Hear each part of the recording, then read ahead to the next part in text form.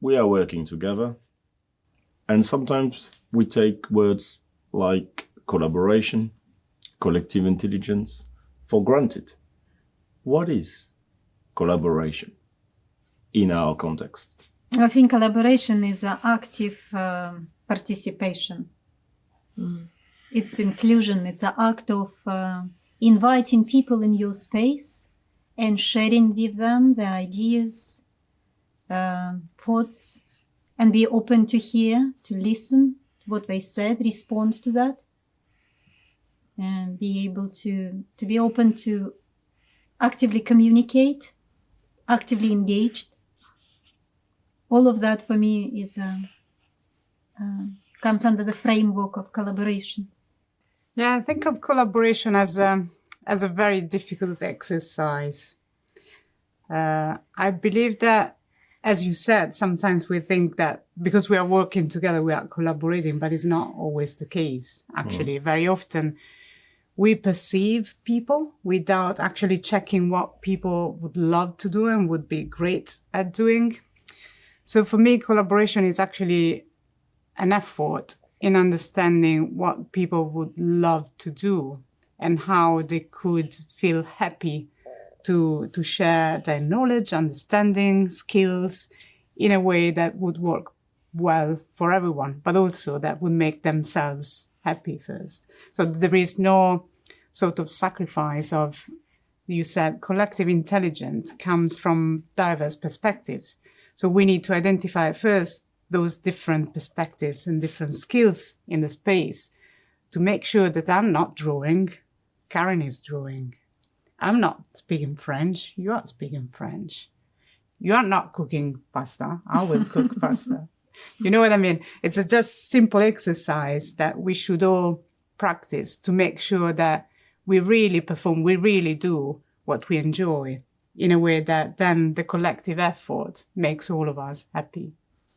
Well, in a way, you supported my idea when I said that the collaboration, it's an act of inclusion of other people, recognizing the skills of them and include them in your life. Absolutely. And I think it's essential to see it as a personal contribution to a collective body, or for common good, or the common good, or for something that it's a sum of an individual's efforts and not a simple sticking together of different efforts. Or you deciding what we should do. Yes, you know, it's like... Exactly, because there's a lot of definition out there or principles of collaboration that are still based on the idea of having a leader who can organize others and all of this. But that's, as you say, it's not collaboration. And collaboration, I think,